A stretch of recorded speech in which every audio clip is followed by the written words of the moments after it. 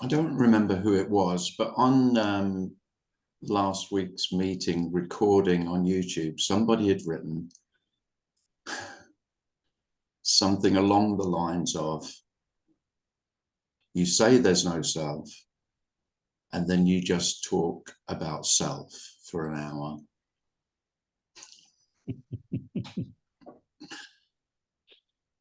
And I couldn't argue with it, obviously, but there's good reason. There's nothing to be said about this. So, well, this is as it is. And you don't know how it is, why it is, what it is, but it is as it is. So that's the end of speaking about this. And then I talk about self for an hour.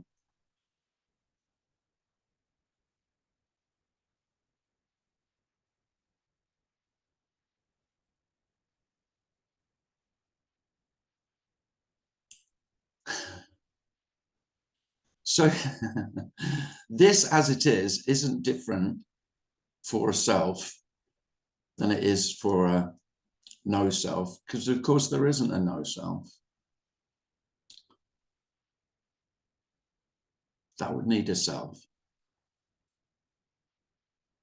to be a no self. There's simply no knowing. The whole illusion is that I know I am, and therefore I am separate. That's what I am. I'm separate being from the rest of being. Everything else is not me. You're not me. That's not me. I am me. Trapped inside, separate, apart, a tiny, insignificant part of this wild, dangerous, unknowable universe. No wonder I feel scared all the time. And to assuage the fear that self inevitably feels, remember this self was a tiny little 2-3-year-old self in a world of giants. Most selves still feel that way. That little child, separate, tiny self, so vulnerable and trapped, imprisoned, at the mercy of all the giant people, all the big selves, all the powerful selves. And so a lot of selves develop a grandiosity.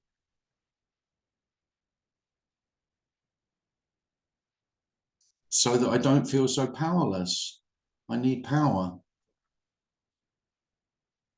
And I compete with all the other selves to feel, well, to try and not feel the inherent powerlessness. There are no selves. There are no powerful selves. There are no powerless selves.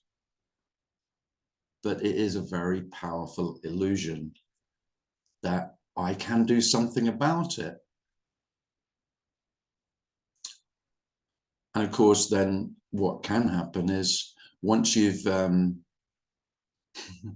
once you've exhausted the trying to be more powerful, to be a better self, to be the best self I could be, then of course, then there could be the allure, the attraction of escaping, of getting out of jail, of being free. This promise of freedom is massively attractive to the one who feels inside.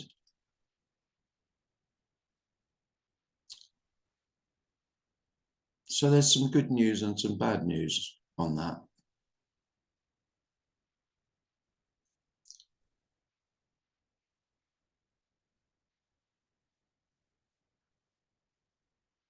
And they're both the same. There's no one to be free. The prison cell was always empty. There was never anyone inside who could escape to freedom. And that's not the freedom that you've been seeking. That's not the freedom that I sought. I sought to be free, and I will know it when I am free. No. It's pure fantasy. And it can't be realized. This can't be realized. It's the only reality. This is as real as it gets. All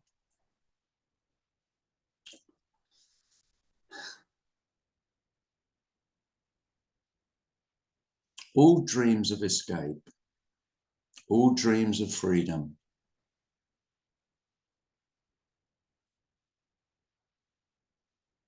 are pure fantasy. Where would you go?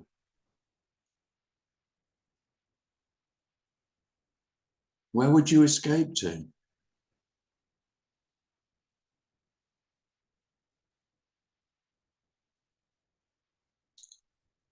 So the good news, the incredibly amazing, astonishing news is that there's only freedom. But it's not for you or me. No one's achieved it. No one's attained it. There is nothing to be attained. It's not what you dreamt of.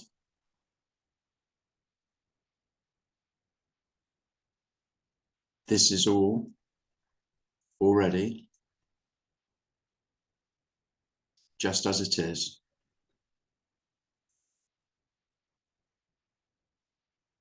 Spectacularly ordinary.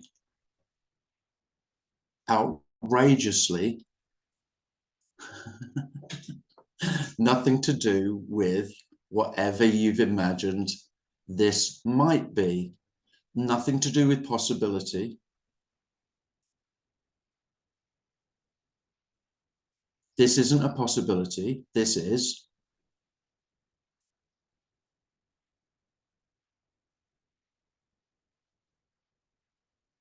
There's nowhere for you to go.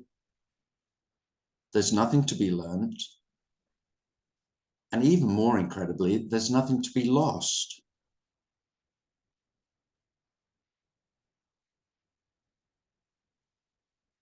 I don't know about you, but really, all I was ever fantasizing was the absence of myself.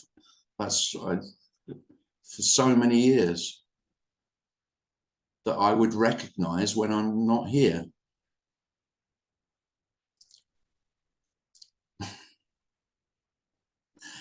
It's a terrible joke. This is not a recognition. We don't have a word for what we're speaking of because there really isn't an absence. So, because you would have had to have been there in the first place to be absent. So there is no recognition of absence. And there's no greater joke than if you do happen to be absent, you won't notice. Of course, you won't be there to notice. This is never noticed. There's nothing to notice. There isn't a noticer and what's being noticed. There isn't an observer. There isn't a witness. There isn't a seer. You can't fucking say what there is. Somebody said the other day, netty, netty, net is all very well, but what is there?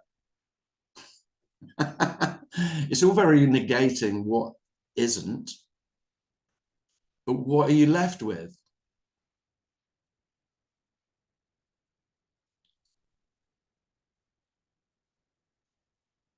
So you end up saying shit like you're left with not knowing, but that sounds like you know that you don't know, and that's not what's being suggested at all. Knowing is just empty. So that knowing is exactly the same as what you might call my knowing. Knowledge isn't negated. It's just really obviously just words, just ideas. And all we have are ideas, whether we just share them in thought with what we call ourselves. So you have a conversation and with all these different selves, and or you try and speak to other human beings about not knowing. It can only sound like not knowing is known. But do you really know the difference between knowing and not knowing? Do you really know what you know? Do you know that you know? Do you know that you don't know? And it can be outrageously undeniable that, no, of course you don't. I don't know. No. So you end up quite clueless. And clueless can be really frightening. What the fuck am I going to do now? I used to have a clue about what the hell was going on. Now I have no idea. Well, I do have ideas. I only have ideas. But I don't doubt that they're only ideas. I don't fucking know. Now that's the truth. And I don't doubt that that is the truth for every human being.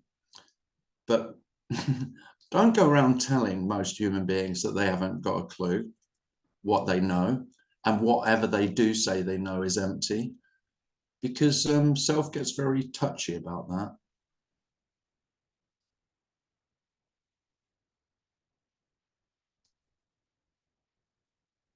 And it isn't spectacular, not knowing,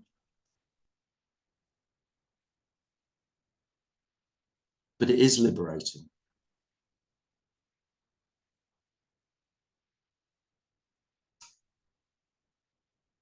It's a sort kind of, it's a very stark honesty.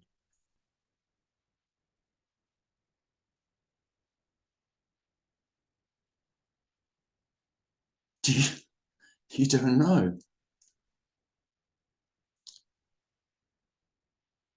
And maybe the most liberating is you won't want to ask anyone else,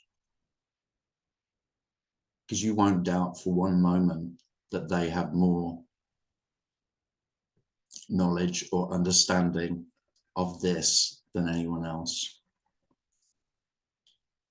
They just simply have a conviction that they do.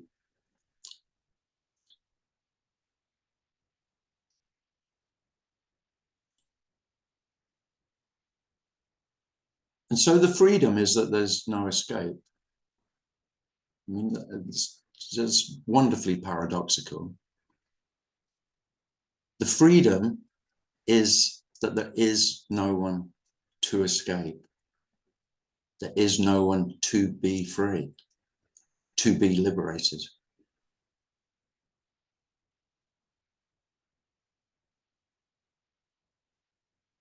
It's best you don't pretend, not that you've got a choice, but it's best you don't pretend that that's what you want, because self would never want to not be free. I want more and more freedom for myself, and there is no freedom for yourself.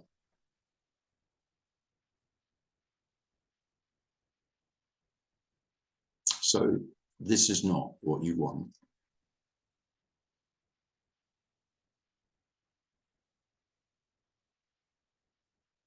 This is not what you've longed for.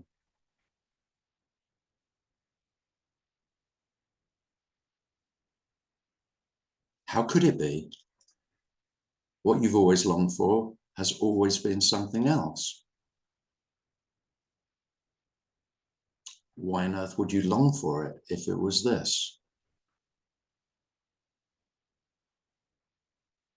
This is what you've said you don't want. Well, it's not fucking helped, has it? Because this is always just as it is. And there is no escape from this.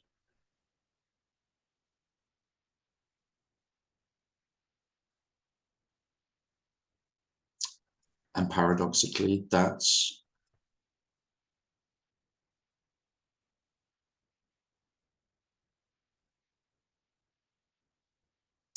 liberating.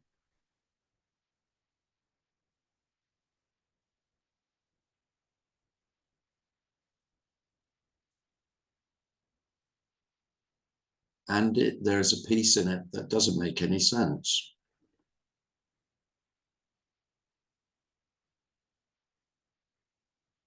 There's an okayness with life as it is that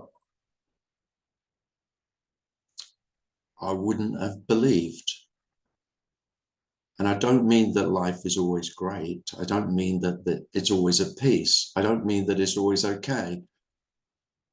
It's just simply that it's very undeniable that it couldn't be other. And life couldn't be other than it is because it is as it is. And it's a full stop.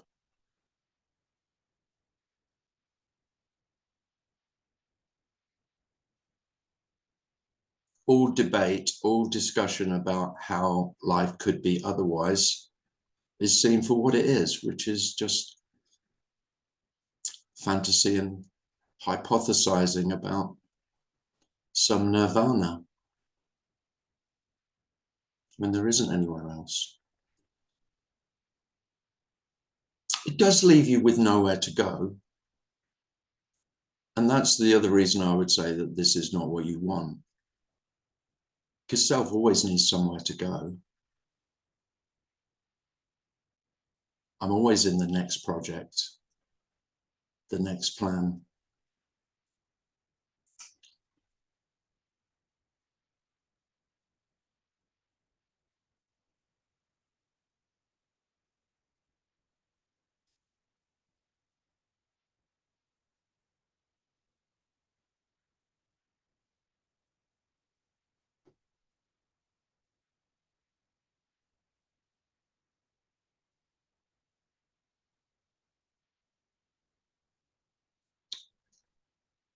It's outrageously simple.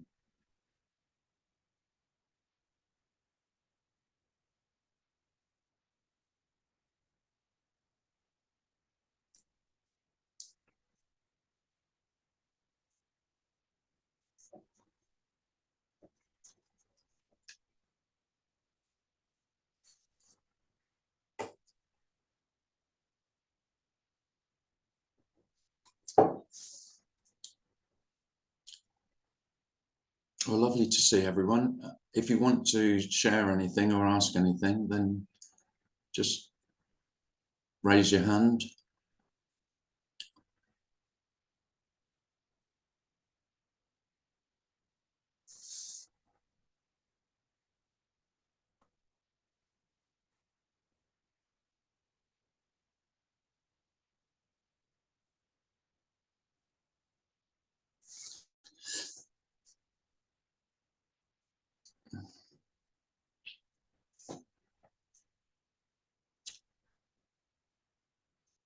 Hi, Shannon. There's no knowing of not knowing.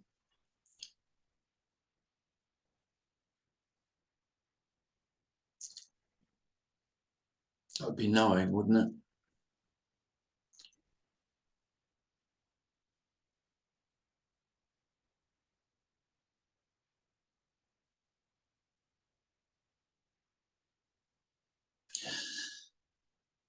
Shannon's question about, Shannon says, what's aware of? Well, that's the question, isn't it? That's what self always wants to know. That's all spiritual. Fucking hell. I tried a lot of that shit. Trying to be aware of being aware, trying to be conscious of awareness. Then I was trying to be aware of consciousness. And then I was trying to be consciousness aware of being conscious. And then consciousness aware of being conscious that I'm aware. I mean, there's no end to that, is there? All I'm saying, what's being suggested is that the whole notion of awareness can become laughable, really.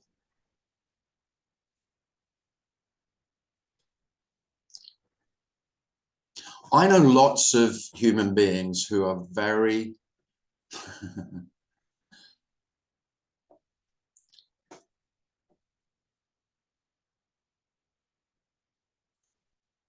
just love saying that there's no self, there's only awareness. Well, I mean, of course, what self wouldn't rather? Okay, you get a choice as a self. Do you want to be little insignificant you with all your pathetic failings, or do you want to be pure awareness? Well, don't give self that choice, because it's gonna go, oh, I'll take the pure awareness, thank you, that's who I'll be from now on. Now, depending on your preference of the words, you may go for pure consciousness, because it might sound that's at least one level up from awareness.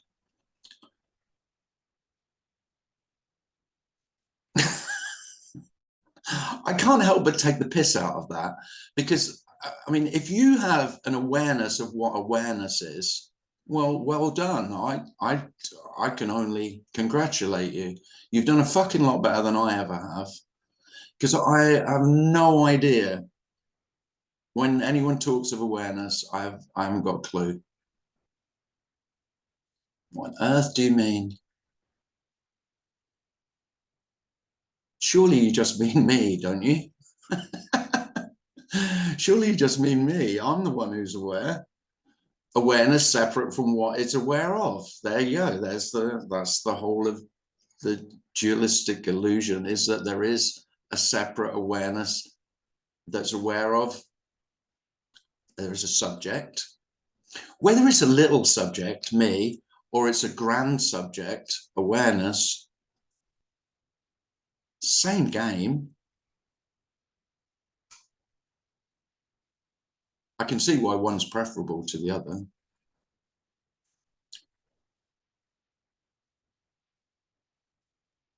So rather than what a lot of non-duality teaches is that you can recognize yourself, true self, authentic self, whatever self, huge self, grand self, pure self, as awareness or as consciousness.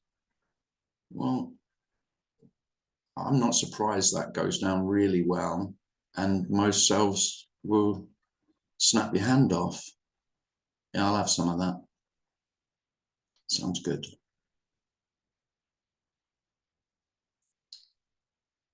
What I'm suggesting is that there's no there's no choice in that. And I'm not saying that's wrong. It's not wrong at all. There's nothing wrong. But I'm just suggesting that it was just more illusion, just a grander illusion. It's very grand.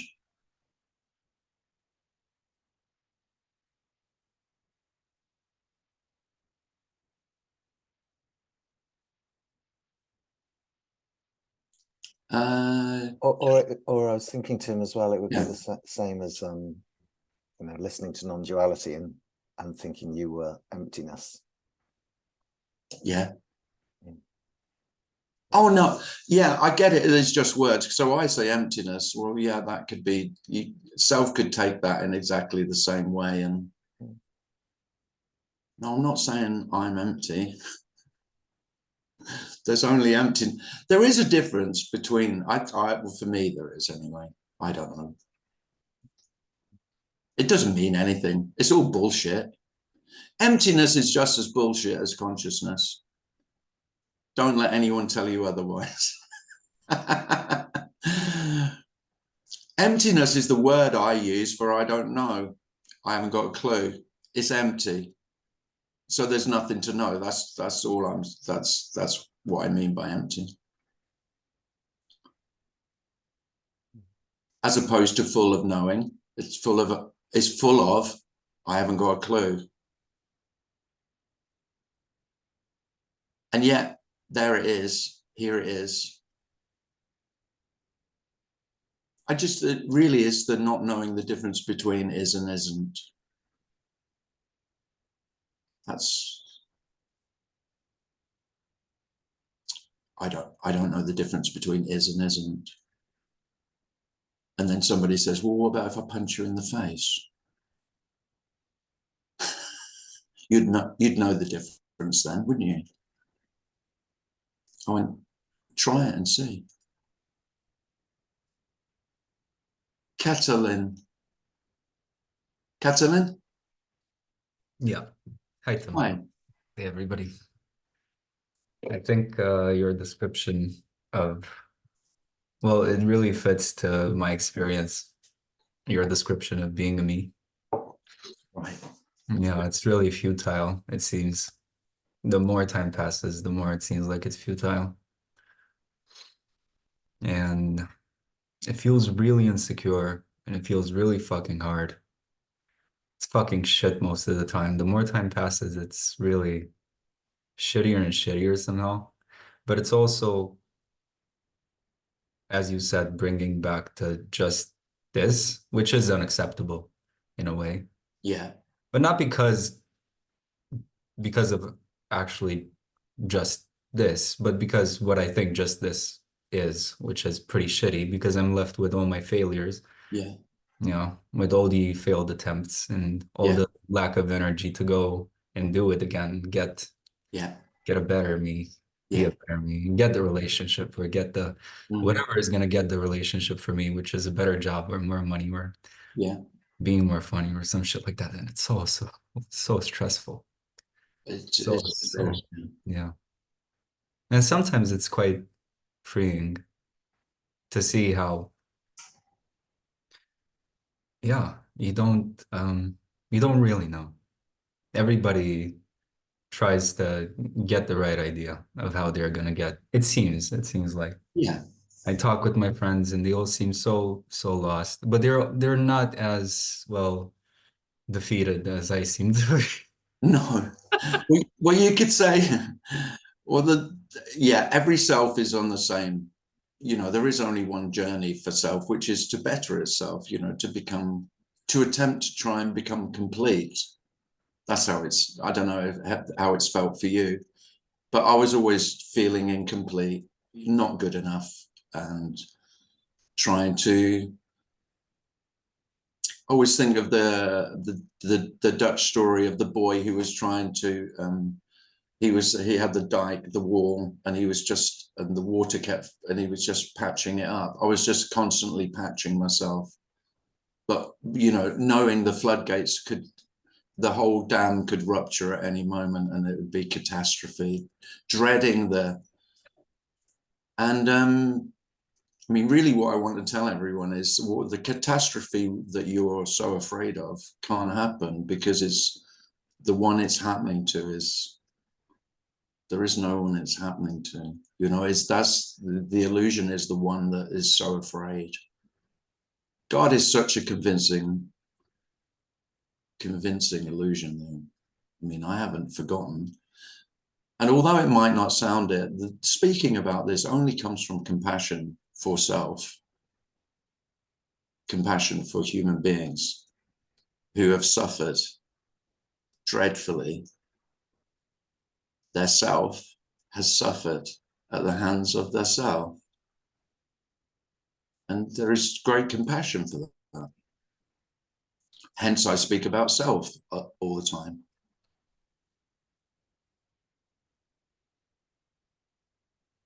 But there is nothing to lose. And if the dam bursts, if you were engulfed, if you, the worst, whatever you've envisaged, if it all fell apart, if all the spinning plates, they all fell and they all smashed, every single one, there would be nothing that's been lost. There's no greater compassion than that. Of course, virtually no one wants to hear that because I'm too busy spinning the plates. And I'm terrified. I'm just absolutely terrified of losing everything. Look how hard I've worked to get where I am. All of that is for nothing. Yeah. Yeah.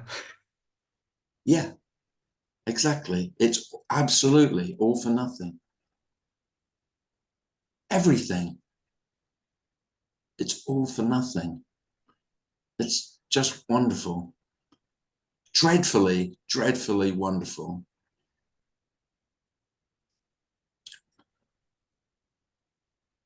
Yeah, it feels like Go on. no. Yeah, it feels like there's no other way but to just go through the worst possible thing that could or well couldn't happen or didn't happen. Well, I wouldn't say that it has to be that way, but most people's stories tend to go that way. That's what it feels like here. Yeah. You know, that's where the block is. Like it's still holding on to some possibility. Yeah, Yeah. that is it. Yeah.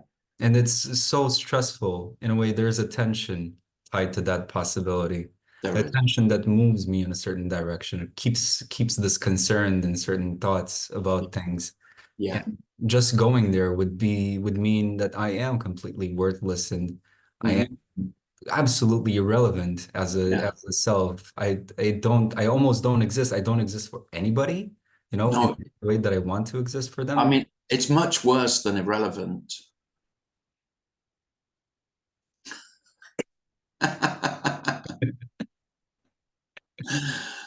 Yeah. No, thanks then. And yet, I mean, the strangest thing is, Catalan, I speak of this as love, but it's not a love that self would ever recognize, because it's the non-existence of self is unconditional love. It really is. You know, the lack of any possibility that this isn't a possibility, it is absolutely complete already, with no necessity for any possibility. So it's not that it's impossible or possible. Both are negated. This isn't a possibility or an impossibility. It both is and isn't. And it's the end of seeking. There is nowhere to go. So it is worse than irrelevance. It's not that you're irrelevant, it's that you're not.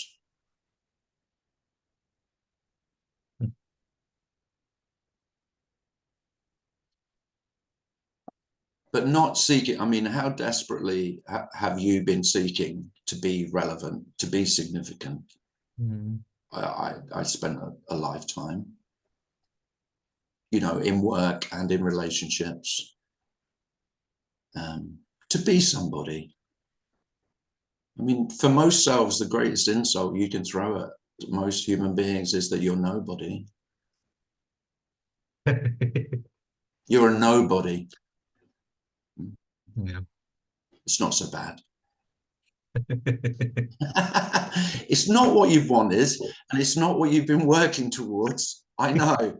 But I have to say, that desperate fear of being a nobody, if that doesn't appear, because there isn't anyone to fear that, that's a simple wonder, a simple peace, a simple ease and okayness that I felt as me very, very rarely. And when it's felt all the time, it's really unrecognizable. You know, it's not, because it was so rare. Joy and peace were so rare for me in my desperate striving and my almost constant level of anxiety and fear for myself, that they were extraordinary. Well, they're not extraordinary, they're very ordinary, because that is how life is. Life is inherently okay, even when it's seemingly disastrous. And by okay, I just mean that it's exactly as it is. And the not okayness with life is just, it could be otherwise. It should be otherwise. Without the it could be and it should be, life is inherently okay, even when it's terribly not okay. I mean, you know, the death of a loved one, some disaster, some accident, whatever you envisage as the worst case scenario, what self has been afraid of, that has an okayness that is unthinkable, unbelievable to self. Because that's what I've been trying to avoid. I've been working to avoid disaster. And self knows full well it's pointless, because you know how powerless you are. Self always, underlying self is, well, I know I really can't do anything about it, but that's not stopping me constantly worrying, constantly being anxious about holding it all together. So what I'm suggesting, Kathleen, is there's nothing to be held together. This isn't being held together. You are the illusion of holding together. There's no parts to be held together or fall apart.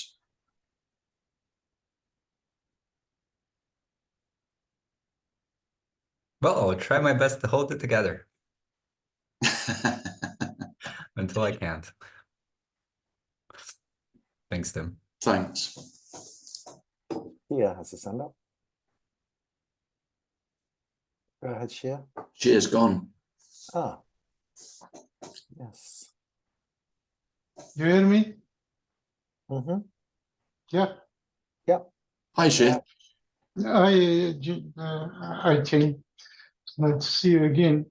And I think to ask you one silly question. yeah, sure. The silly question is, when you say it's lovely to see you all, you're not honest. Do you think I'm lying? I mean, when you say it's lovely to see you all, Mm-hmm. is there really seeing? On that side, I mean, on your side. Well, no, they're seeing faces. I can see. I mean, it's all paradoxical shit. I know I shouldn't say I can see you and it's lovely to see you, but that isn't a lie. It is a pleasure. Because I think there is pleasure in.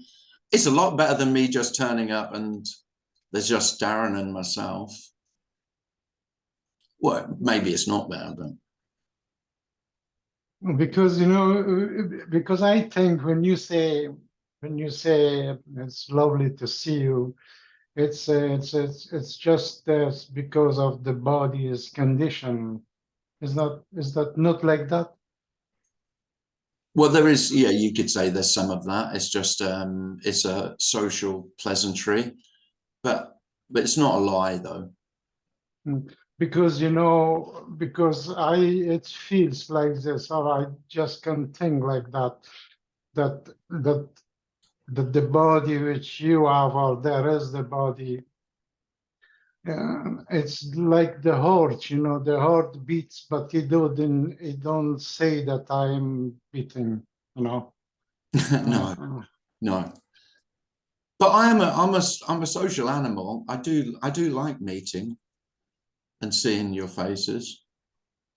I can't see you. I can't see your face, but yeah, you're gonna see me, no? I see you very well. I think you've got your camera at the ceiling, I think. Oh yeah. Sorry. Ah, there you are. I see.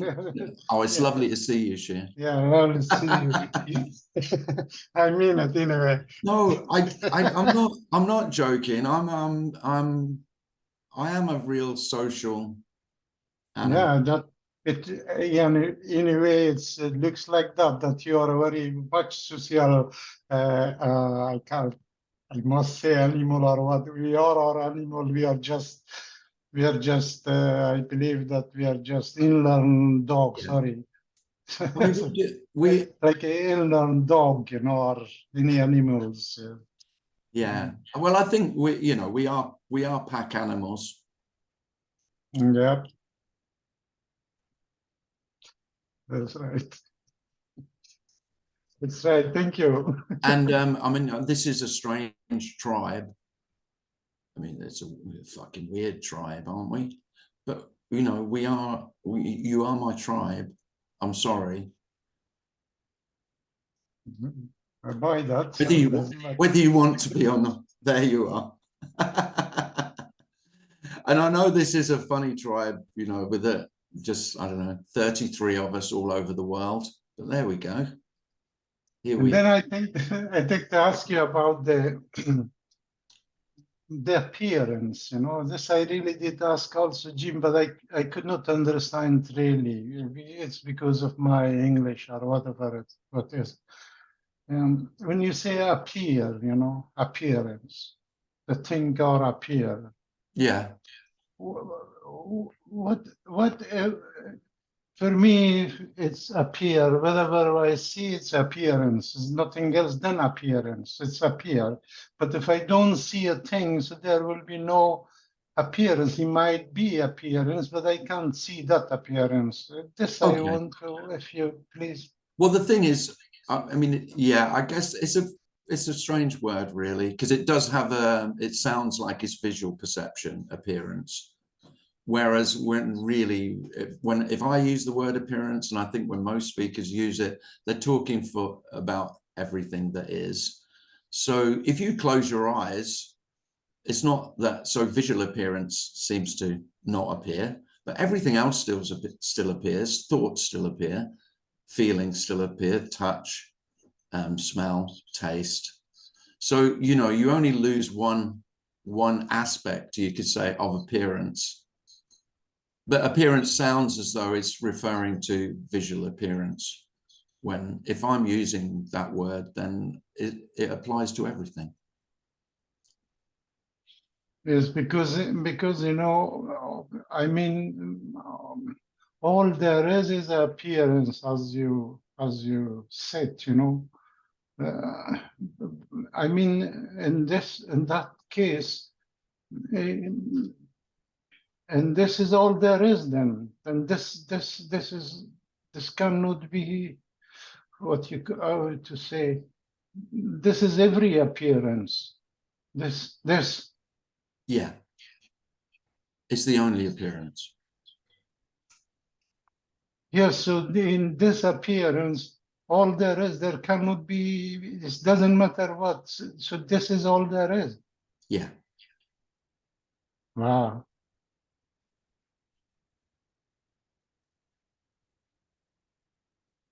And this, and this, and this. Well, yeah, and there isn't this, and this, and this. Just this. Yeah. It seems like. Because if you say there's this and this and this, then the this that was is that. But then that which was is this also. Yeah. Well, yeah, if the past appears, which is a thought about the past, then that's an appearance as this. I mean, that which was, it's empty form, what I can say. It's form, but it's empty, Yeah. Thanks, Tim. Thank you very much. Thanks, yeah. Thanks. Yeah, it's funny, isn't it, how that There isn't a this that was. Yeah. No. I thought about the past as I thought about this. Well, well, if there's a thought about the past, that's this. Yeah. Yeah. Yeah. Yeah. I mean, it's just too simple. Again, it's so where Where is the appearance of a thought about the past? And that's all we have. Or a photograph of the past, or a video of the past. So the past only exists not as the past, but as this, or not. Photo. So there is no past. The past appears or not. So this is all the past is present or not. All the future is present or not.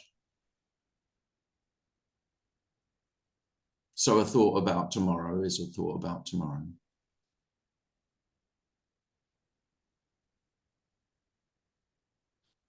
Nothing happens any other time, does it? It just doesn't. It doesn't happen in time. You won't find where it happens. There's no finding where it happens. There is no now to be found or to be more in or out of. There's no more a now than there is a then. There's no more now than there is the past or the future.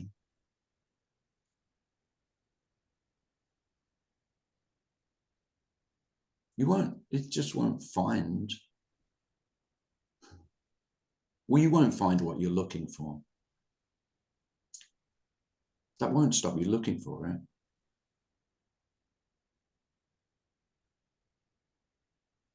I guess that's what sets this message is, or this way of speaking about life is different to any other, because virtually any other way of speaking about life suggests what could be found.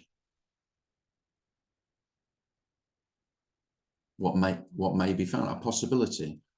And this suggestion is that there are no possibilities. That there's nothing to be found. And you won't find nothing.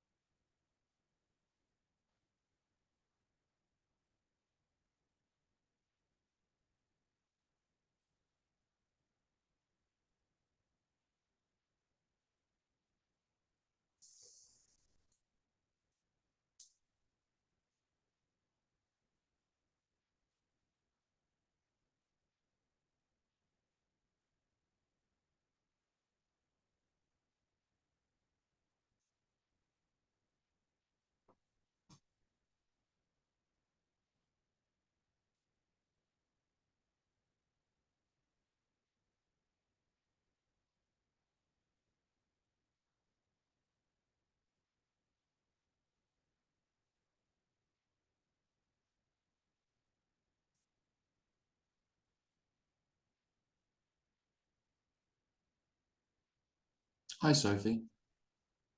Hi, Tim. I just want to say that it's like so amazing, like that there's only this and it's not in time.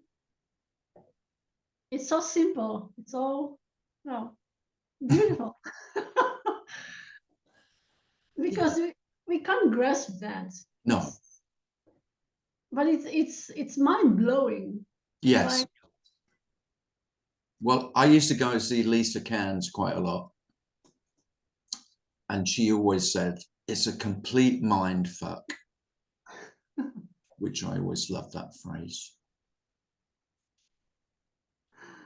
Which no one's, that's why, I mean, there was a falling in love with this completely, that when it was very clear, and various speakers, I had some clarity. The clarity was that they could have no clarity.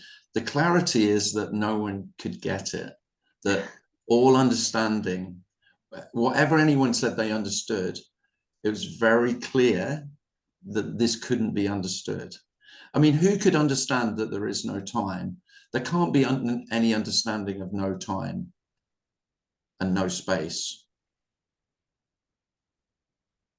which is exactly the same as saying only time and only space. There's no distinction between no time and no space and only time and only space. So the isness of everything and the is not and not to. And that there's nowhere for mind to go. There's nowhere for thought to go with any of that at all. It's just a complete mind fuck.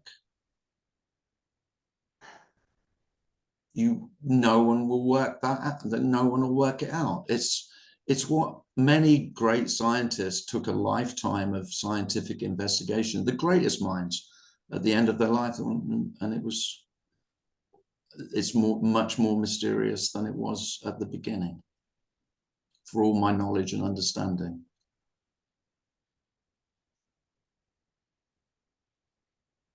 Yeah, It's the most ordinary mystery, though, as well, Sophie. So although I could say mystery, it's not mysterious. This isn't mysterious.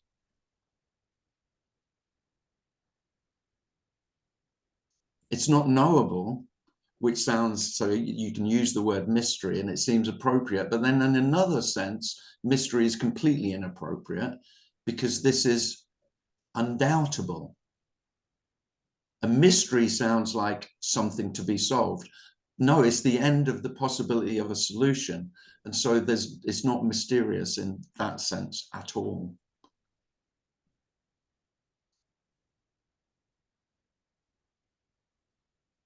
I'm not trying to make sense out of that. No, I didn't mean you. I didn't. No. No, I didn't think you were. I think it's just amazing anyway. No, I like it that you said, you know, it's like the mind shuts down. Yes, because Yeah. it's, I can you understand it's just this and it's not in time. You can't make anything out of that. No.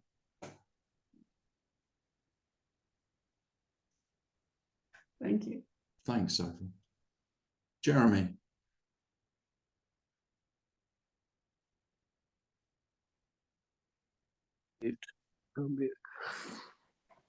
Yeah, this always feels like a big checkmate for the you know, every time you listen to a talk or you sort of go along with it, and because there's so much negation in it, like the self will always like to put forward this idea, or this possibility, or this sequence of thoughts, and they will sort of disappear. They just disappear. And so there's this, it's nice in a way, but I can see that it might not be nice if I wasn't there, you know. But the idea of completely, you know, where does that negation end up? I mean, after this particular talk, I'll go and get on with all my stuff. Yeah. And life carries on. But you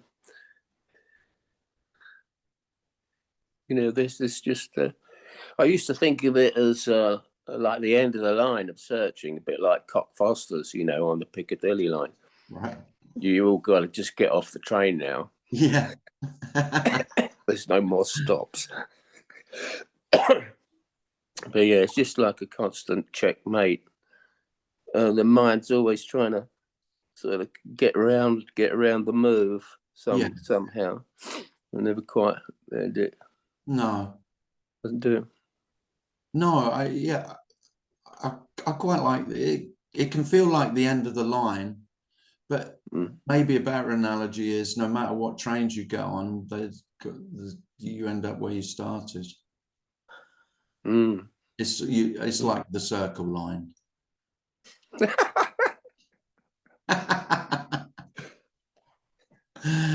So you end up wherever you travel to, there's an undoubtedness that, oh, I never fucking went anywhere. There is a sense of that. that this doesn't move. So there is the moving. It doesn't mean you don't get on trains, and it doesn't mean that there isn't seeming traveling, but you, wherever you get to, you're in the same place. That this really doesn't move at all. This is unmoving. Undoubtedly. I mean, I felt that profoundly going to LA or to North Carolina. I've gone a third of the way around the world, and it was very obvious that there's no movement at all.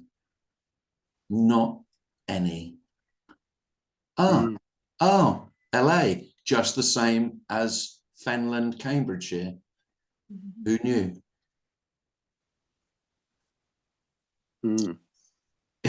It has killed my passion for traveling. I fantasize that at one point I would go to, you know, I've got a bucket list like every self of all the places in the world that I'd travel to. I mean, I can't tell you how dead that is. Which there's disappointment. There is disappointment because self loves that, you know, because I go to this special place and there will be fulfillment in it. You know, I will have, it will fill some kind of hole. Well, if it's the same, appearing different, it's just the same appearing different. So interestingly, I never traveled all my life, and now I do travel, but I have to say there is an undoubted sameness that doesn't change. That's impossible to speak about. Sunshine's nice though, right? I like the sunshine. Yeah. Cheers, Jeremy. Yeah, I found that as well, Tim, that just yeah. I mean, I'm going to the Science Museum on, is it tomorrow? Yeah, with my little boy. But I'm not going anywhere. Just it'll be sitting here in the meeting. It's the same thing. Just same. Yeah. And that takes all the effort of getting to the Science Museum as well. It takes the effort out of it. Although it still might be effort. It still might. It depends. But it won't be half as hard as it used to be. No idea. I will say that. Yeah. Yeah. Because I'm not keen on airports still. Yeah. But they don't hold the, I mean, the anxiety I would have had is, I mean, it's negligible, really. Whereas I would have been shitting my pants. Yeah. And it's a lot less effort, like you say. Yeah. Yeah. And you go, I don't know why I bothered, really. But then you can be surprised and there's something appears that's quite quite wonderful when you least expect it. But again, self wouldn't want the sameness, because I'm always looking for stimulation. I'm looking for new experiences. I'm looking for something new. You know, something better. Don't give me ordinary. Give me extraordinary. That's what I want.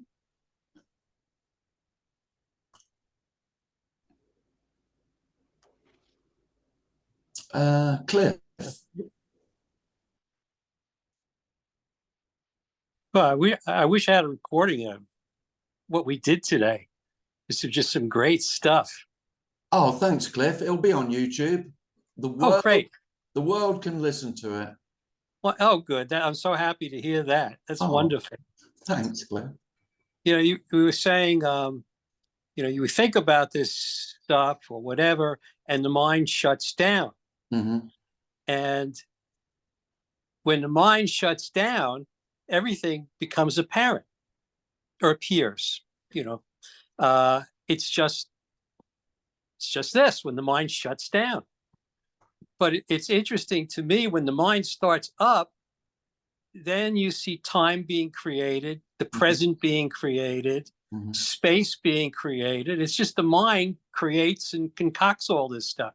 Yeah. So when the mind shuts down, it's just disappearance. There's no questions that arise, is there? There's just this. No. So it's just lovely. And I was thinking in the beginning of this, you're talking about that fellow that said, well, you know, all you do is talk about no self, you know. Well, you said, well, how can you talk about this? Well, you can't. There's nothing to say when the mind shuts down, and this is apparent. There's nothing to say about it. Nothing. Anything you say is just taking you away from it. Yeah. So the only way you could talk about it is to only, if you can't say anything about what it is, all you could talk about if you want to is what it's not. Yeah, you can. But I will say, whatever thoughts you have about it and whatever you say about it, you know, none of it's wrong, Cliff. You know, there's no sense of that. Again, is just what's appearing. It won't make it doesn't make any difference. Right. Does not You make know, it easy. in that sense, you know, because what self likes to do is make mind the problem. So it's the thought. So when, in the absence of mind and the absence of thought, there's so many spiritual practices like this. Then when there's the space for this just to be the appearance, but the thoughts and what we call mind, I don't have any sense of that there is mind, by the way. You know, it's again, there's a totally abstract construction of thought to create this thing, which we call mind. And that is a problem. It's not. Mm-hmm. It's not. There isn't anything that is, you could say, that is the veil. So I always had the idea that, you know, thoughts are the problem, stories the problem, mind's the problem. And without that, then this will be revealed as it is. Yeah. But I don't have any sense of that at all. That thoughts are not a problem. Thoughts are just another appearance. Yeah. You know, that's interesting for me. I totally get what you're saying. Nah, maybe I don't, but I'm thinking experientially. So I can let the mind stop functioning. Outside of the mind, thoughts. Yeah. Thoughts. All right. You know, just being, whatever. I'm using words now, but you know what I'm saying. So just this, just stopping the mind, stopping the thoughts, whatever words you want to use. And everything is just perfect as far as I'm concerned, but it's not perfect. It's not perfect. You know what I'm saying? It's just this. Let's just leave it at that. Okay. Yeah. Well, I think you get what I'm talking about. Yeah. Now here's a but I find out I cannot stay. That's a thought, of course, but my experience is I don't stay in that. I have to go to thought to do things, to phone rings. I have to get on the computer. I had to do some tax returns and some work.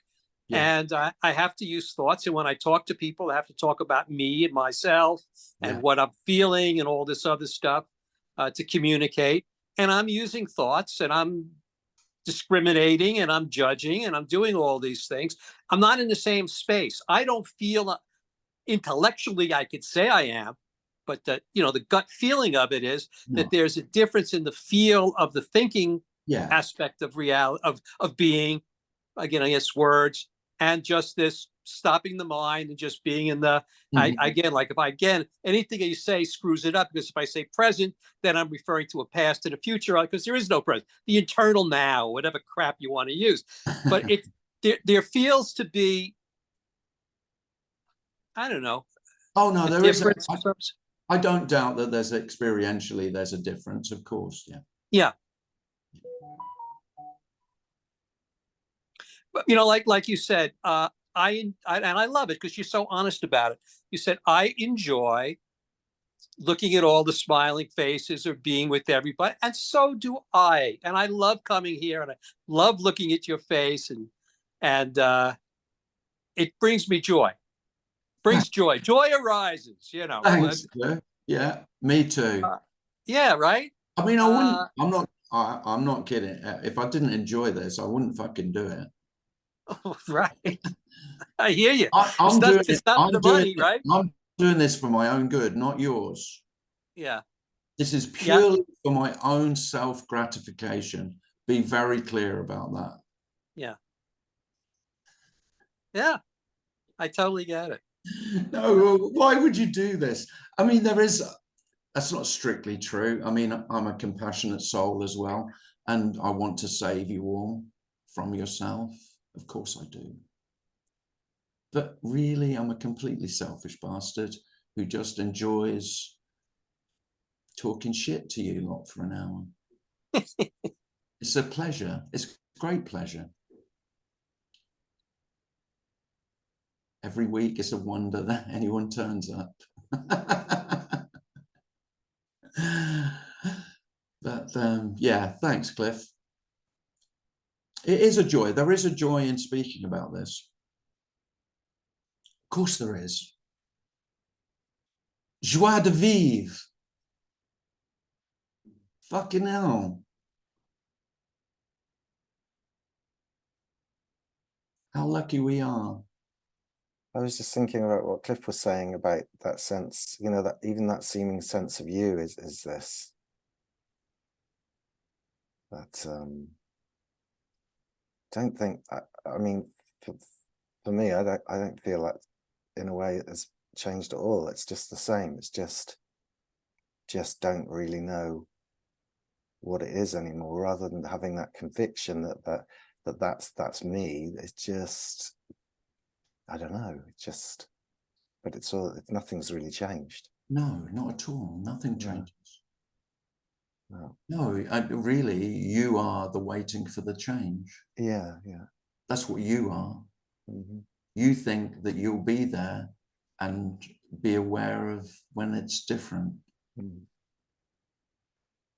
And there'll be this wonderful shift in perception, Yeah. this shift in consciousness.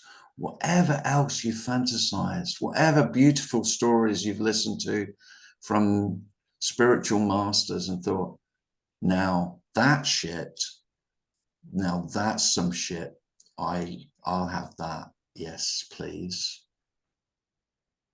Well, oh, I don't want to burst your bubble. I want to annihilate it, smash it to smithereens and saying, no, how on earth are you going to have what some other human being has said they've got? What, on what planet is that going to be possible?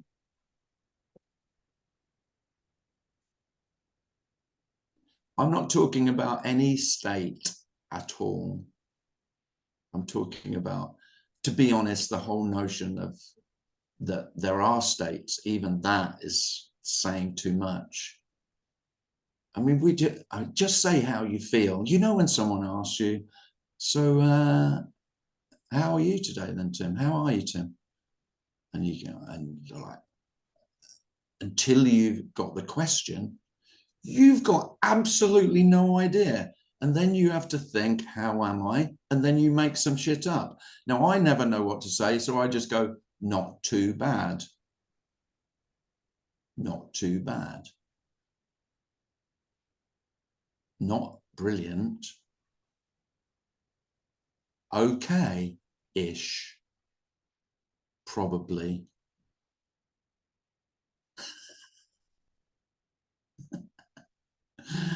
But of course, self's never happy. I mean, the truth is, what selves do you know are happy with or okay with not too bad?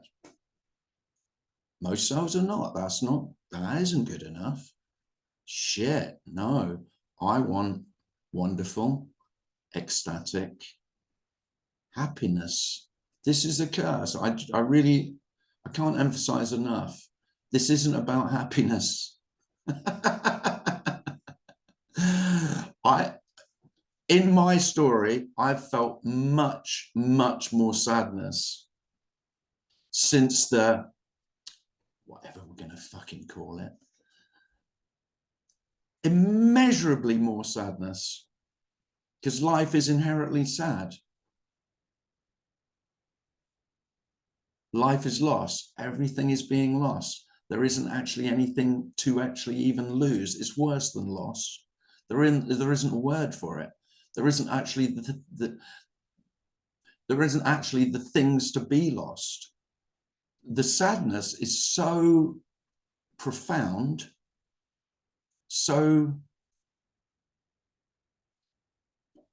and incredibly, that's okay. That is the okayness. I think self is just always trying to distract itself from the obviousness that everything is always lost as it appears. So what we call appearance, you know, all speakers, we've talked about it today. We've talked about appearance. Appearance is not separate from disappearance. What we call the appearance disappears as it appears.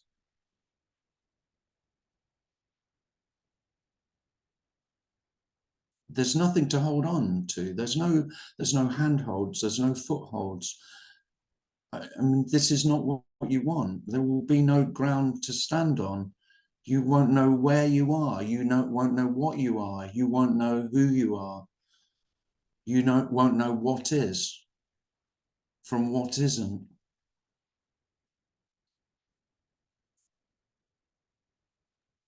And incredibly, that's okay. Much more okay than the constant effort to know. That constant low-level anxiety about that really you know that you don't know. But it's too scary to go there. I can't go there. No, you can't go there. But fortunately, there's no one to go there. You don't have to go there. There's nowhere to go. Michael has his hand up. Michael.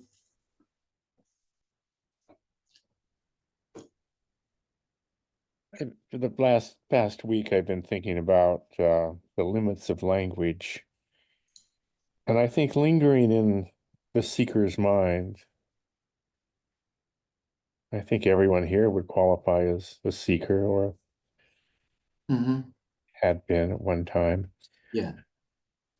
Lingering in the seeker's mind is there's something beyond articulation. They just can't quite get it. Yeah. I tend to believe for the past week I've been trying to objectify this, or trying to write about it, that we are confined to and defined by the limits of language. For us, there's nothing beyond that. There could be nothing beyond that which we have a name for. And then we say, oh, there's lots of things that are unnamed, but we call those the unnamed. It has a name. So this lingering idea that there's something out there that we can't quite get. And I had that for 40, 50 years, I think. Oh, there won't be anyone here who hasn't had that, Michael. Yes. Yeah, I don't doubt Yeah. that. Yeah. I just can't quite. Yeah. I haven't, but I can't. No, but you've had a glimpse as well. Well, you know, there was just enough gap in the veil. The veil just parted enough. You got a little peek through, didn't you? A little sneaky peek. Yeah, I think now that there's nothing to peek into. There's just nothing, like you refer to, and not even that. That's just another articulation. Yeah. But and we say there's nothing beyond this. We have talked about that before. Yeah. That seems to be a resting place for a moment in our constant searching. Well, at least give me this. It's true though, isn't it? Yeah. So, he's been saying every Thursday for 5 years there's only this, and then he wants to get that fucker away from me.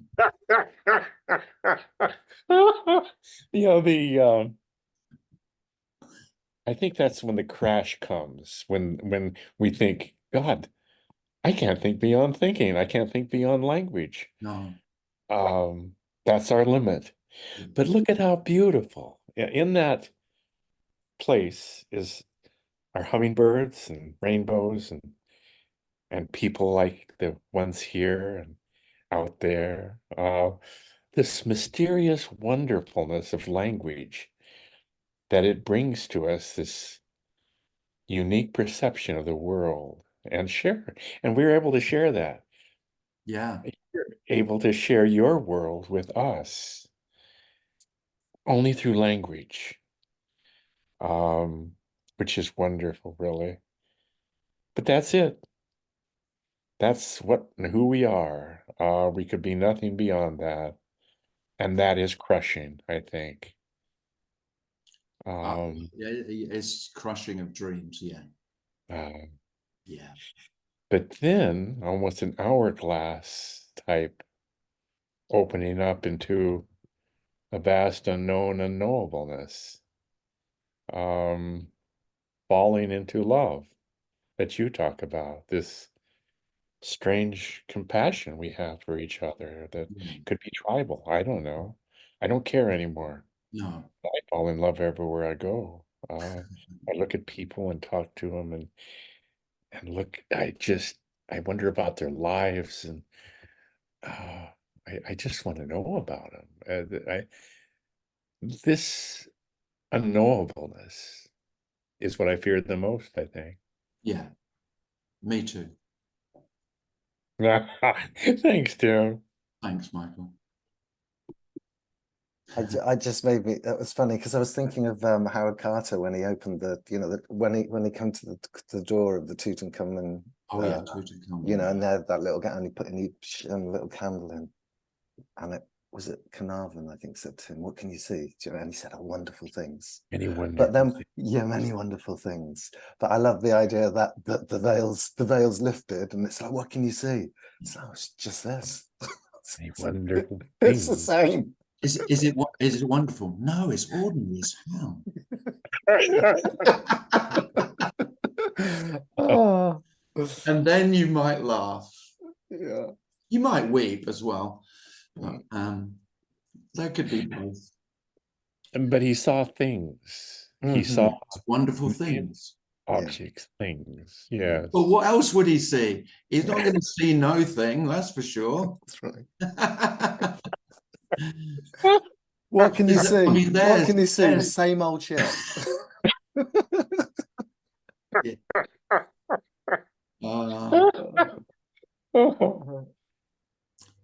Well, thanks for coming, Razia. You can say I've gone well over. Can you wait till next week? Thanks, Razia. I'm in Brighton a week on Saturday.